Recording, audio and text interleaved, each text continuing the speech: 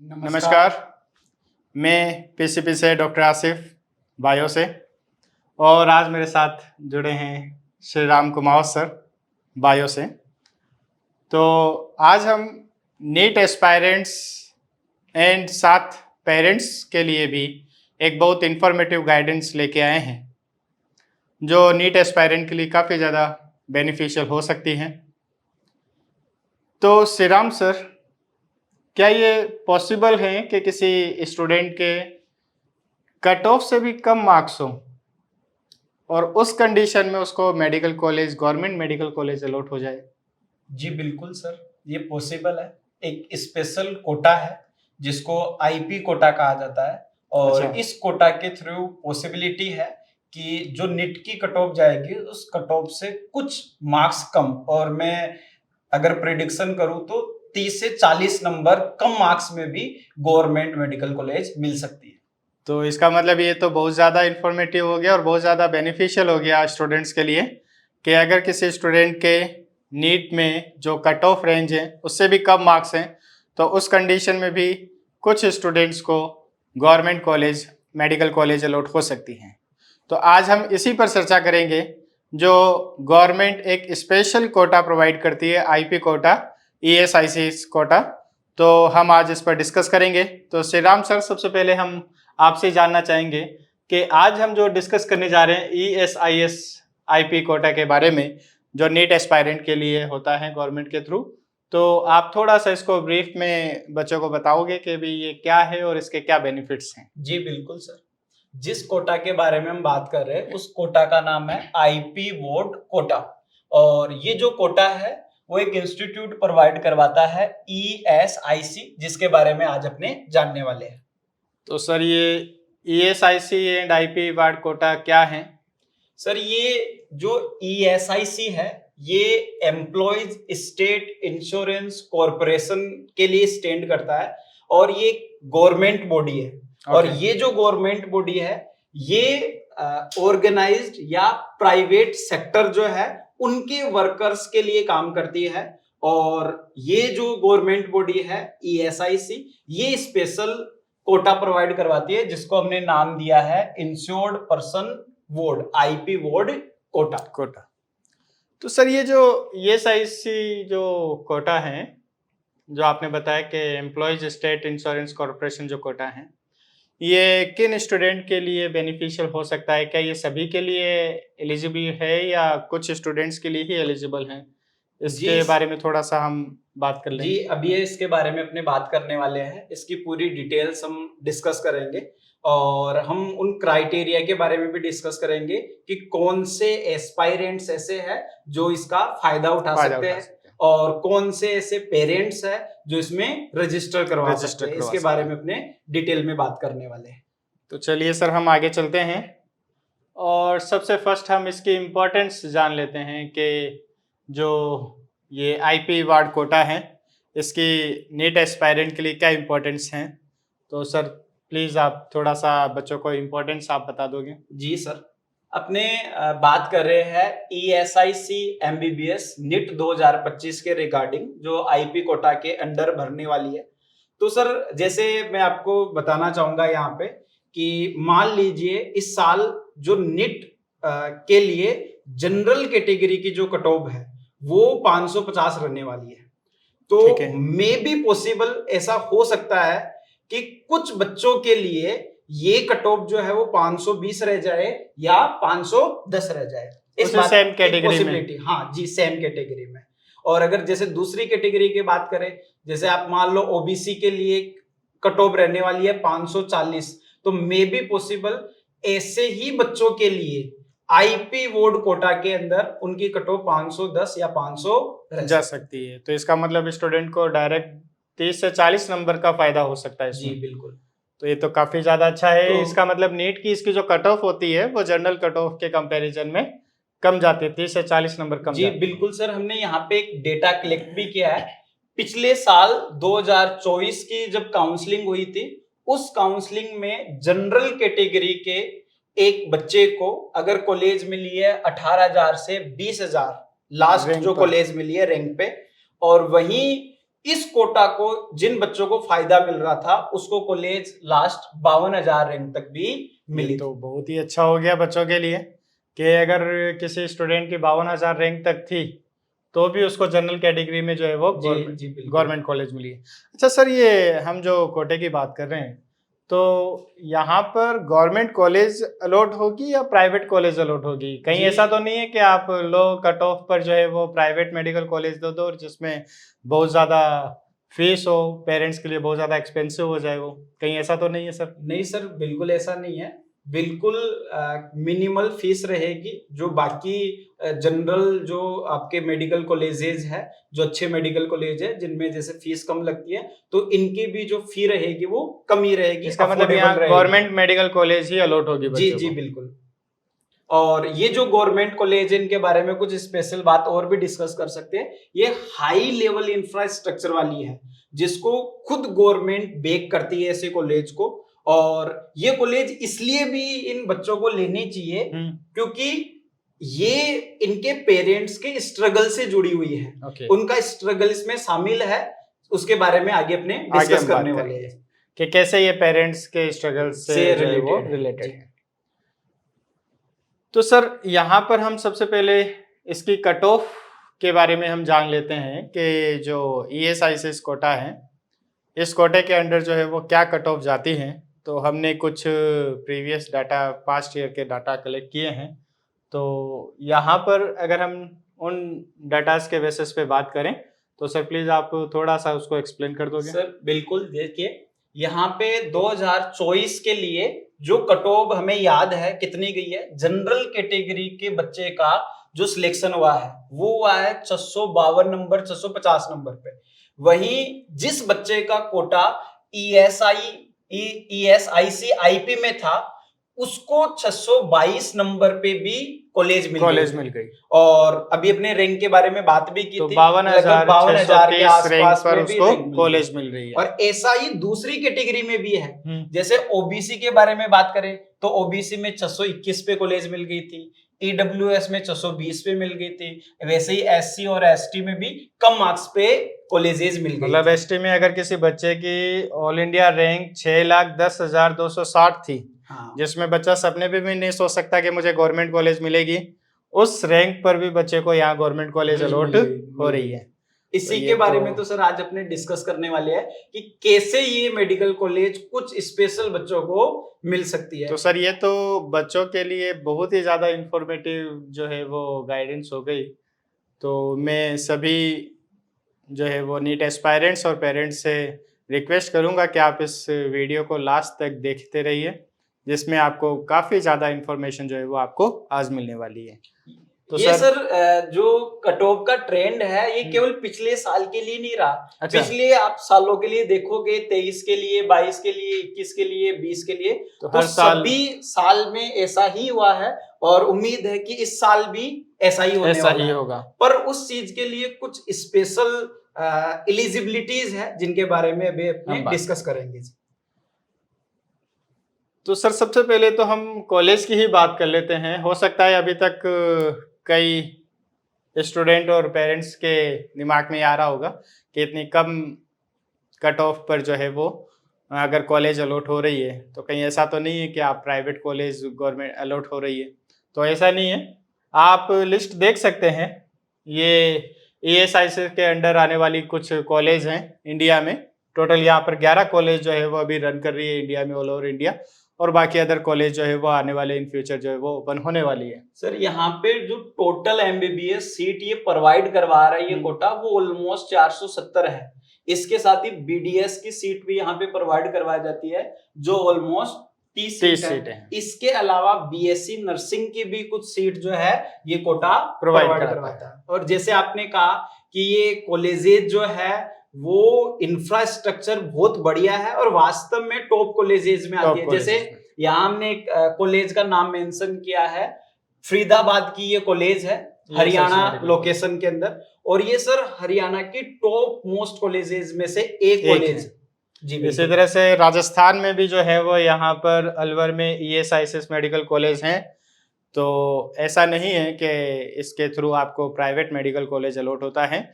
यहाँ पर प्रॉपर्ली आपका गवर्नमेंट मेडिकल कॉलेज अलॉट होता है। इन कॉलेजेस में जो 15% सीट होती है वो इस कोटा के अंदर रिजर्व होती है। मीन्स 15% सीट जो है वो इस कोटा के जो स्टूडेंट है उन्हीं को अलॉट होती है।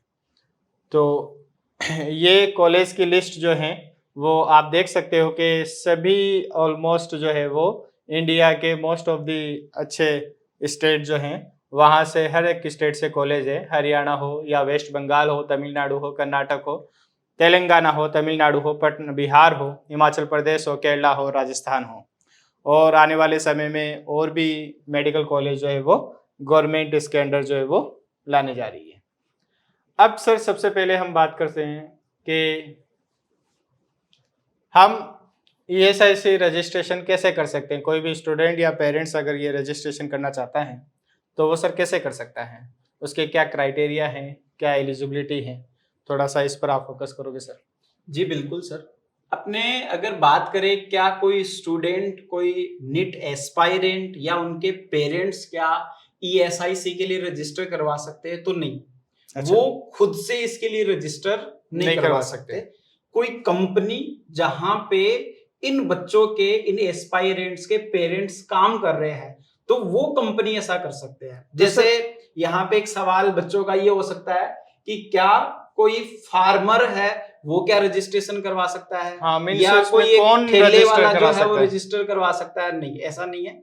ऐसी कंपनी जहां पे 10 या 10 से ज्यादा एम्प्लॉय हो, या कुछ स्टेट में सर अलग रूल है कि 20 या 20 से ज्यादा एम्प्लॉय हो, ऐसी कंपनी में काम करने वाले वर्कर जो है वो रजिस्टर करवा सकते हैं। पर एक ही इसके लिए एलिजिबिलिटी का केस नहीं है, उसमें दूसरी कंडीशंस भी है। जैसे उस एम्प्लॉय की सैलरी 21,000 या 21,000 से कम होनी चाहिए। हाँ, ये थोड़ा सा रूल इसमें एक चेंज भी है। अगर फिजिकल डिसेबल है एम्प्लॉय तो मे बी वो 25,000 या 25,000 से कम में भी वो रजिस्टर करवा सकता है। इसका मतलब हर एक पेरेंट जो है वो इस में रजिस्ट्रेशन नहीं करवा सकते। वही पेरेंट्स यहाँ पर अपना रजिस्ट्रेशन करवा सकते हैं इस कोटा में जो ऐसी कंपनीज में वर्क कर रहे हैं जिस कंपनी में एम्प्लॉयज 10 या 10 से ज़्यादा हो, प्लस वो कंपनी ESIC के अंडर में आती हो जी। और उनकी सैलरी भी जो है वो इतनी होनी चाहिए। अगर ज़्यादा सैलरी है तो फिर वो रजिस्टर नहीं हो पाएंगे। हाँ, वो एम्प्लॉय रजिस्टर नहीं हो पाएगा। और इसमें सर अगर वो रजिस्टर होता है तो ये रजिस्टर कंपनी के द्वारा ही करवाया जाएगा, और कंपनी इस साइट के थ्रू रजिस्ट्रेशन करवाती है। और जब रजिस्ट्रेशन होगा तो उसमें IP नंबर मिलेगा, इंश्योर्ड पर्सन नंबर मिलेगा, साथ में ई पहचान कार्ड उनको मिलता है। ये एक टाइप का सर इंश्योरेंस ही है। जो गवर्नमेंट ऐसे एम्प्लॉइज को प्रोवाइड करवा रही है। इसमें ऐसा होता है कि जैसे किसी की सैलरी 21,000 है तो उस सैलरी का 0.75% जो है वो गवर्नमेंट को फंड जाता है, जो बहुत ही छोटा अमाउंट है। जैसे हमने यहाँ पे डेटा भी लिया है कि ये लगभग 158 रुपीज पर मंथ है। अगर किसी पर्सन की सैलरी 21,000 है तो पर मंथ गवर्नमेंट को 157.5 रुपए उसको गवर्नमेंट को देने पड़ेंगे। तो मेरे हिसाब से सर ये बहुत ही कम अमाउंट हो गया। मीन्स आप अराउंड 150 रुपये पर मंथ गवर्नमेंट को दे रहे हो और गवर्नमेंट उसके बदले में आपको इतना ज़्यादा सिक्योरिटी दे रही है कि आपके जो बच्चे हैं उनको एक स्पेशल कॉलेज जो है वो प्रोवाइड हो रही है। इसके साथ साथ ऐसा नहीं है कि एजुकेशन में ही ये जो ESIC कोटा है ये health sector and other insurance में भी वर्क करता है। जी बिल्कुल सर, आगे अपने तो सर अब इसका मतलब ये हो गया कि सर कोई भी इसको रजिस्टर नहीं कर सकता, कुछ स्पेशल कंडीशन ही है, उसी में हम कर सकते किया हैं। जा सकता है। तो सर अब अगर रजिस्ट्रेशन करते हैं तो उसके क्या बेनिफिट्स हो सकते हैं बच्चे को? जैसे सर अपने जिस मुद्दे पे बात कर रहे हैं वो है MBBS सीट अलॉटमेंट, जो अपना आज के लिए मेन क्राइटेरिया है जिसको अपने डिस्कस करने जा रहे हैं। इसमें सर कुछ कंडीशंस है। अगर आप रजिस्टर्ड हो वहां पे, और उसमें 2-3 कंडीशंस है जिनके बारे में अपने बात करेंगे। जैसे जो इंश्योर्ड पर्सन है, जो एम्प्लॉय है, ऐसी कंपनी में काम कर रहा है, उसका पहली बात होगी रजिस्ट्रेशन होना ही चाहिए। ESIC के साथ में। उसके बाद में ये रजिस्ट्रेशन जो है वो 30 सितंबर 2024 के पहले या हो जाना चाहिए। उस दिनांक तक ये हो जाना चाहिए था, तभी ये फायदा उठा पाएंगे। हाँ, ये जरूर हो सकता है कि जैसे कोई बच्चा अभी 11th क्लास में स्टडी कर रहा है और उनके पेरेंट्स किसी कंपनी में काम कर रहे हैं और वो इस क्राइटेरिया को फॉलो भी कर रहे हैं। हाँ, उनकी सैलरी भी 21,000 से कम है, तो मे बी पॉसिबल वो अब अगर रजिस्टर करवा ले तो इन फ्यूचर उनके बच्चों को 40 से 50 नंबर 30 नंबर का फायदा कम नंबर में उनको कॉलेजेस मिल सकती है। और स्टूडेंट जो वार्ड जिसको यहाँ पे नाम दिया गया है उसके लिए भी सर कुछ क्राइटेरिया है। जैसे अपने को पता है कि जो नीट का जो पेपर है, नीट पेपर है, वो तो कम से कम उसको क्वालिफाई करना ही पड़ेगा, ठीक है। साथ में ही अगर मेल स्टूडेंट है तो उस कंडीशन में उसकी एज 21 साल या 21 साल से क्या होनी चाहिए, कम होनी चाहिए। अगर वो 21 साल से ज्यादा है तो फिर वो इसके लिए एलिजिबल नहीं रहेगा। और ये उसकी 21 उम्र जो है वो 7 मार्च 2025 तक होनी चाहिए, ये उसके लिए डेट दी गई है। और अगर सर फीमेल कैंडिडेट है तो फीमेल कैंडिडेट है तो सर उसके लिए कोई एज लिमिट नहीं है, बस वो जो फीमेल कैंडिडेट है वो या तो डायरेक्ट बायोलॉजिकल डॉटर हो, ठीक है, या फिर लीगली अडॉप्टेड हो और इंडिपेंडेंट नहीं होनी चाहिए, वो पेरेंट्स पे क्या होनी चाहिए, डिपेंडेंट होनी चाहिए फाइनेंशियली, तभी ये रूल लागू होगा। और अगर रिलेशनशिप के बारे में बात करें तो हमने बता ही दिया है कि भाई वो या तो बायोलॉजिकल चाइल्ड होना चाहिए या फिर लीगली अडॉप्टेड होना चाहिए। इसका मतलब ये हो गया कि जो पेरेंट्स या सपोज कोई पर्सन जो है वो ESIC उसके पास रजिस्टर्ड है और ई पहचान कार्ड भी है, IP नंबर भी उसके पास है, तो वो बेनिफिट अपने बच्चों को ही दे सकता है। ऐसा नहीं कि वो किसी भी अदर पर्सन को, थर्ड पर्सन को जो है वो उसका बेनिफिट दे सकता है। हाँ, ये जो वीडियो देख रहे हैं ये जरूर दूसरे लोगों को बेनिफिट दिलवा सकते हैं। अगर किसी ने वीडियो देखा है और ऐसे पर्सन से कंसर्न करता है ये वीडियो जो इस कैटेगरी में आता है, तो वो अपने दोस्तों को शेयर कर सकता है, उनको बता सकता है कि आप अभी से ही इस ESIC कोटे के लिए रजिस्टर करवा दीजिए, जिससे कि इन फ्यूचर आपके बच्चों को इसके बेनिफिट्स मिल सके, फायदा मिल सके। या अगर ऑलरेडी रजिस्टर्ड हैं तो आप जो है वो अगर उनके फायदा मिल जाए। जी बिल्कुल। तो सर ये तो हमने क्राइटेरिया की बात की, अब हम बात करते हैं कि जो पेरेंट्स जिनके पास ऑलरेडी ESIC रजिस्टर्ड हैं, अब अगर उनके पेरेंट्स के जो बच्चे हैं या नीट एस्पायरेंट्स हैं, उनको ये कोटा कैसे प्रोवाइड होगा, कैसे वो उसके लिए एलिजिबल होंगे, क्या उनको प्रोसीजर करनी होगी नीट काउंसलिंग के लिए, तो सर इस पर थोड़ा सा ब्रीफ बता दीजिए। जी सर, ये जो रजिस्ट्रेशन है, इस रजिस्ट्रेशन की जरूरत जो है वो कब पड़ेगी, कौन से डॉक्यूमेंट्स की रिक्वायरमेंट होगी, उसके बारे में हम बात कर रहे हैं।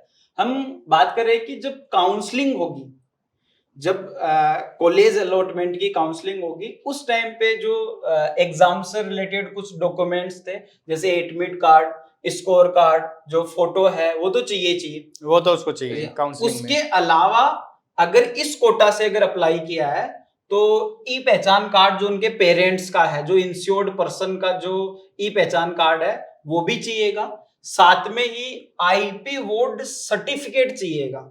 जो इस इंस्टीट्यूट का ESIC का रीजनल ऑफिस या सब रीजनल ऑफिस प्रोवाइड करवाता है। और ये कैसे मिलता है IP वोट सर्टिफिकेट, इसके बारे में आगे बात भी करने वाले हैं। इसका मतलब उसको रजिस्ट्रेशन कराने के लिए काउंसलिंग में सबसे इंपॉर्टेंट उसको ये IP वोट सर्टिफिकेट की रिक्वायरमेंट है, और इसीलिए हमने इसको अलग कलर में भी लिखा है कि आपको जो बेसिक डॉक्यूमेंट्स जो आप काउंसलिंग में यूज करते हो या काउंसलिंग जो आपको मांगती है आपसे, उसके साथ साथ आपको ये IP वोट सर्टिफिकेट भी चाहिए होगा।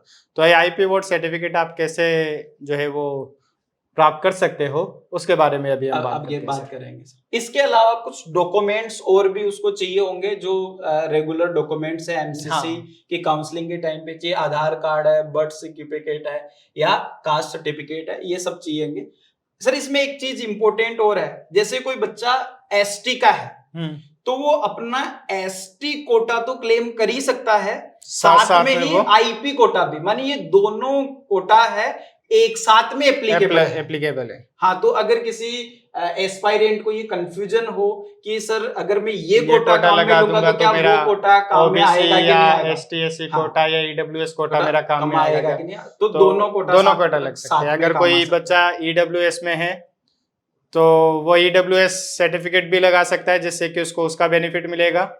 और साथ में अगर वो आईपी वोट सर्टिफिकेट अगर वो लगाता है तो उसको उसके साथ उसका भी बेनिफिट मिलेगा। मीन्स अगर जनरल की कट ऑफ 540 जा रही है तो ईडब्ल्यूएस की कट ऑफ 10-20 नंबर और कम, और आईपी वोट कोटा के थ्रू जो है वो उसकी कट ऑफ 20-30 से 40 नंबर और कम हो जाएगी। मीन्स उसको अराउंड 50 to 60 मार्क्स का बेनिफिट उसको मिल सकता है। बिल्कुल जी। और सर कुछ डिक्लेरेशन फॉर्म भी चाहिए होंगे जो एमसीसी के काउंसलिंग के टाइम पे चाहिए होते हैं। तो सर ये जो सबसे इम्पोर्टेंट जो आईपी वोट सर्टिफिकेट की जो अभी हमने बात की कि काउंसलिंग के टाइम पर जो है वो आईपी वोट सर्टिफिकेट जो है वो उसको लगाना होगा वहाँ पर, तो सर ये कैसे बच्चा प्राप्त कर सकता है, क्या इसकी प्रोसीजर इसी के बारे में अपने बात करने वाले हैं कि ये आईपी वोट सर्टिफिकेट एक बच्चा कैसे जनरेट करवा सकता है और इसकी जरूरत कब पड़ेगी। तो सबसे पहले अगर अपने बात करें, अगर 2025 के बारे में बात करें तो ये सर्टिफिकेट कैसे क्या मिलेगा, तो सर एक पोर्टल है, गवर्नमेंट ने एक पोर्टल प्रोवाइड कर रखा है www.esic.in, और ये पोर्टल सर ओपन हो चुका है 2 मई 2025 को। ओके। और इस पोर्टल पे ये लिंक जो है वो भी काम कर रहा है, और कोई भी स्टूडेंट जो इस कैटेगरी ये एलिजिबिलिटी रखता है तो वो अप्लाई कर सकता है। कब से कब अप्लाई कर सकता है? 2 मई 25 से लेके 18 मई 25 तक वो कर सकता है, रात 12 बजे तक। 12 बजे तक जी। इसका मतलब बहुत कम टाइम बचा है जी बच्चों के पास। गवर्नमेंट ने नीट एग्जाम से पहले ही जो है वो इसके लिए अपना पोर्टल ओपन कर दिया था। 4 मई को नीट एग्जाम था, लेकिन गवर्नमेंट ने 2 मई को ही जो है वो पोर्टल ओपन कर दिया था, जिससे कि जो भी पेरेंट्स या बच्चे जो है वो इसके अंडर आते हैं, जो इस क्राइटेरिया फॉलो करते हैं या जो ऑलरेडी इस आईपी कोटा को रजिस्ट्रेशन कर चुके हैं, वो यहाँ से अपना आईपी वोट सर्टिफिकेट जनरेट करवा लें। तो मेरी सभी अभिभावकों से विनती है कि जो भी अभिभावक इस के अंडर आते हैं, इस क्राइटेरिया को फॉलो करते हैं, या ऑलरेडी जिन्होंने जो है वो आईपी वोट रजिस्ट्रेशन करवा रखा है, उनके पास आईपी नंबर प्लस जो है वो ई पहचान कार्ड हैं, तो वो इस पोर्टल पर जाकर जल्द से जल्द जो है वो रजिस्ट्रेशन करवाकर और ये सर्टिफिकेट प्राप्त कर लें, जिससे कि काउंसलिंग के टाइम पर उनके बच्चों को जो है वो एक्स्ट्रा बेनिफिट्स मिल सके। जी सर, इसमें सर एक और चीज जो इम्पोर्टेंट है कि ये सर्टिफिकेट जो है वो उन लोगों को इश्यू हो जाना चाहिए कब तक? 21 मई 25 तक। अगर इस टाइम तक अगर ये इश्यू नहीं होता है तो फिर ये आगे सर वैलिड नहीं होगा।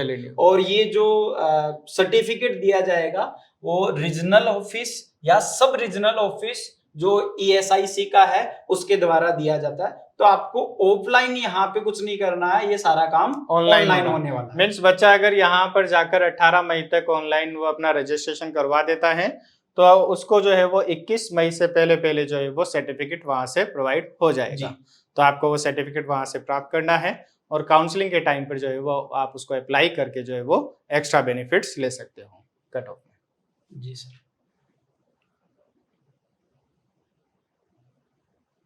तो सर ये यूज कहाँ पर होगा? अगर जैसे बच्चे ने आईपी सर्टिफिकेट जो है वो प्रोवाइड कर लिया, उसके पास आ गया, अब उसका यूज कहाँ होगा सर? सर ये आईपी जो सर्टिफिकेट है ये जितनी कॉलेजेस हमने अभी बात की थी 470 कॉलेजेस है, ये उन कॉलेजेस के 15% कोटा को भरता है।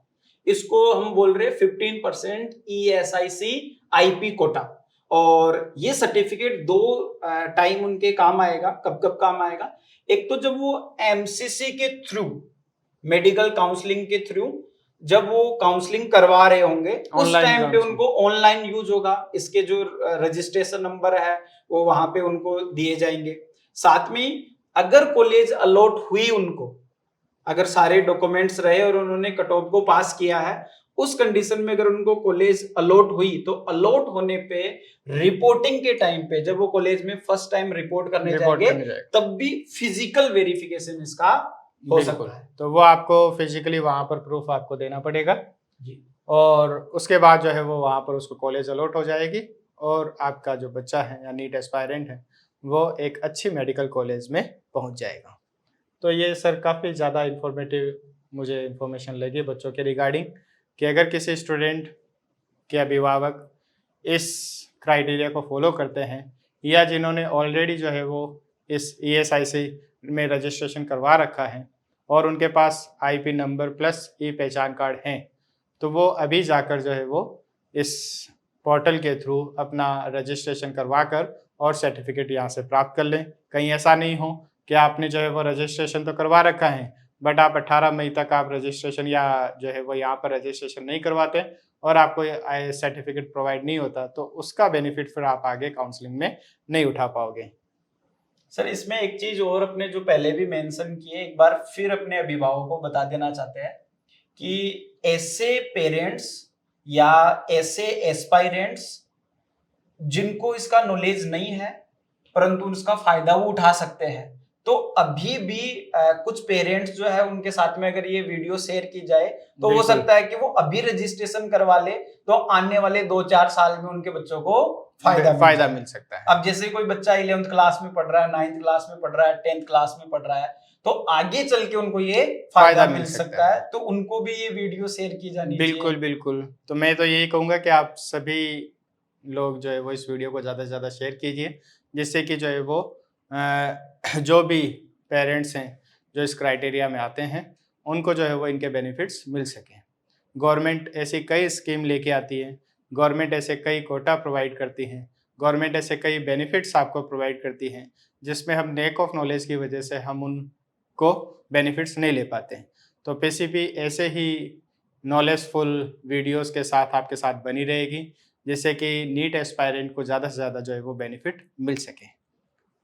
सर जी सर, हम काउंसलिंग के लिए भी कई सारे अभी वीडियो बनाने वाले हैं, तो उसके लिए भी इन बच्चों को अपने साथ में बने रहना होगा। तो PCP के साथ आप हमेशा बने रहिए। PCP आपके साथ हमेशा कंधे से कंधे मिलाकर खड़ी हुई है। Thank you. Okay sir, thank you.